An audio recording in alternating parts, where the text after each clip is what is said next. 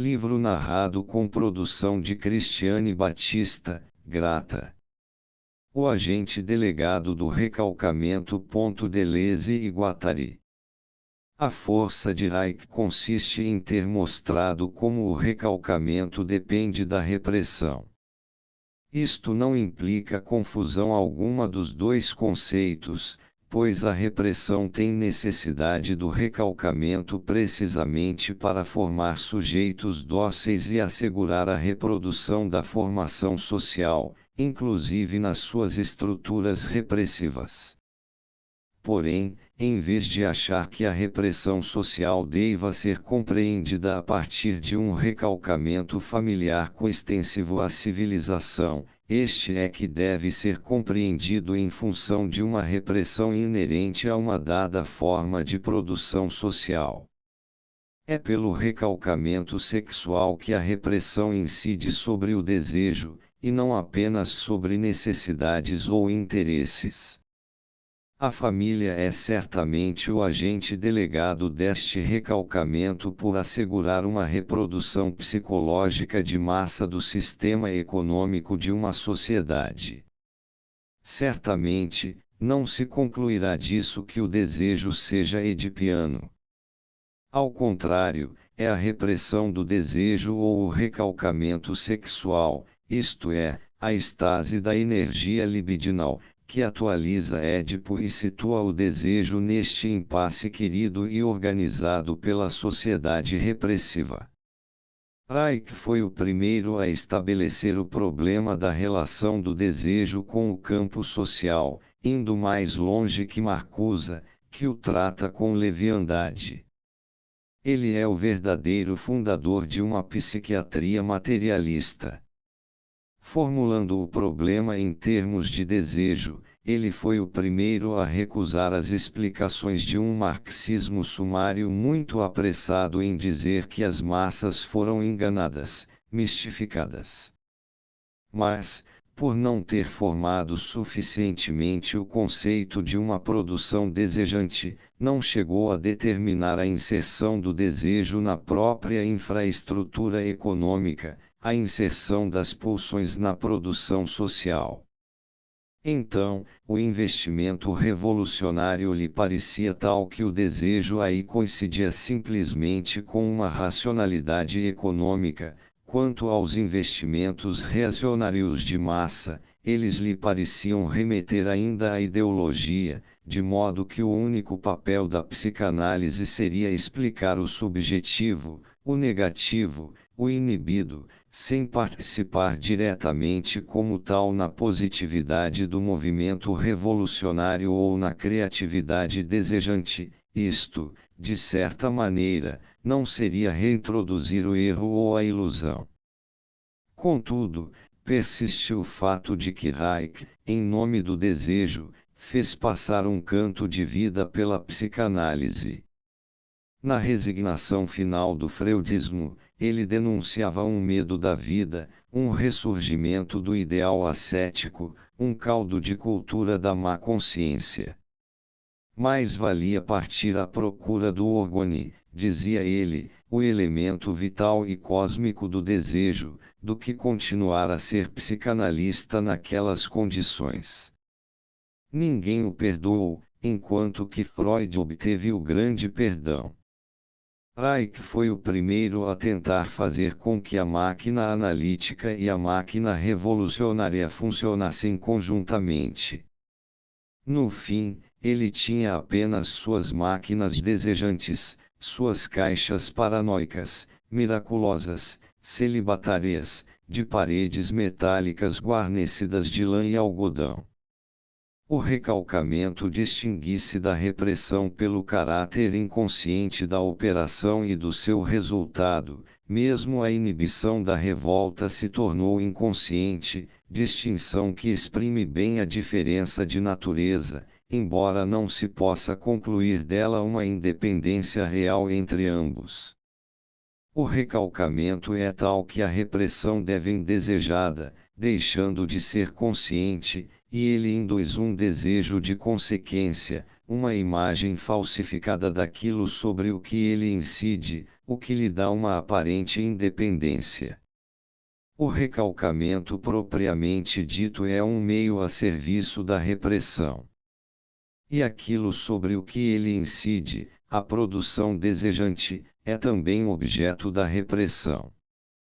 Mas, justamente, o recalcamento implica uma dupla operação original, uma, pela qual a formação social repressiva delega o seu poder a uma instância recalcante, e outra, pela qual, correlativamente, o desejo reprimido é como que recoberto pela imagem deslocada e falsificada que o recalcamento suscita. Tem-se, ao mesmo tempo, uma delegação de recalcamento pela formação social e uma desfiguração, um deslocamento da formação desejante pelo recalcamento. O agente delegado do recalcamento, ou antes, delegado ao recalcamento, é a família, a imagem desfigurada do recalcado são as pulsões incestuosas. O complexo de Édipo, a edipianização, é, portanto, fruto desta dupla operação.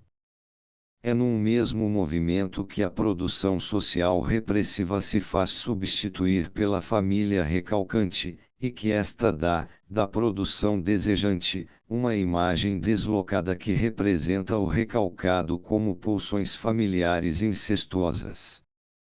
A relação entre as duas produções é assim substituída pela relação família-pulsões, e é neste diversionismo que a psicanálise se perde. E é bem visível o interesse de uma tal operação do ponto de vista da produção social, que de outro modo não poderia conjurar a potência de revolta e de revolução do desejo. Ao colocar à frente do desejo o espelho deformante do incesto, é isto que você queria, o que se faz é envergonhá-lo, estupidificá-lo, metê-lo numa situação sem qualquer saída, é persuadi-lo a facilmente renunciar a si próprio em nome dos interesses superiores da civilização, e se todo mundo fizesse o mesmo, se todos se casassem com a mãe ou guardassem a irmã para si, não mais haveria diferenciação e nem trocas possíveis. É preciso agir depressa e já. O incesto, um riacho pouco profundo caluniado. Mas considerando o interesse da operação do ponto de vista da produção social, já não se vê tão bem o que a torna possível do ponto de vista da própria produção desejante. Todavia, temos os elementos para dar uma resposta. Seria preciso que a produção social dispusesse, sobre a superfície de registro dos sócios, de uma instância também capaz de atingir, de se inscrever também na superfície de registro do desejo. Existe uma tal instância, a família. Como sistema da reprodução dos produtores, a família pertence essencialmente ao registro da produção social. E sem dúvida, no outro polo, o registro da produção desejante sobre o corpo sem órgãos se faz através de uma rede genealógica que não é familiar, os pais só intervêm aí como objetos parciais, fluxos, signos e agentes de um processo que os transborda por todos os lados. A criança, no máximo, reporta inocentemente aos pais um pouco da espantosa experiência produtiva que vai tendo com seu desejo, mas essa experiência não se relaciona com os pais enquanto tais. Ora, é justamente aí que surge a operação.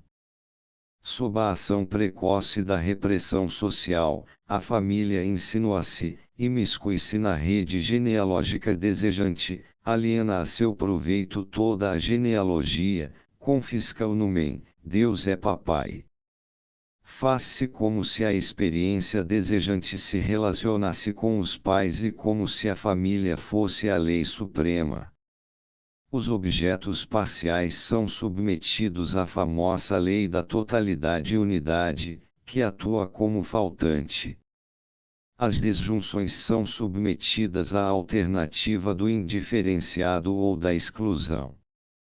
Portanto, a família se introduz na produção de desejo e vai operar, desde a mais tenra idade, um deslocamento, um recalcamento incrível. Ela é delegada ao recalcamento pela produção social. E se ela pode insinuar-se assim no registro do desejo, é porque o corpo sem órgãos, no qual se faz esse registro, já exerce por sua vez, como vimos, um recalcamento originário sobre a produção desejante. Cabe à família aproveitar-se disso e sobrepor a isso o recalcamento secundário propriamente dito, de que é delegada ou para o qual é delegada. A psicanálise mostrou bem qual é a diferença entre estes dois recalcamentos, mas não o alcance dessa diferença ou a distinção de seu regime. É por isso que o recalcamento propriamente dito não se limita a recalcar a produção desejante real, mas dá do recalcado uma imagem aparente deslocada, substituindo o registro do desejo por um registro familiar. O conjunto da produção desejante só adquire a bem conhecida figura edipiana na tradução familiar do seu registro, tradução traição.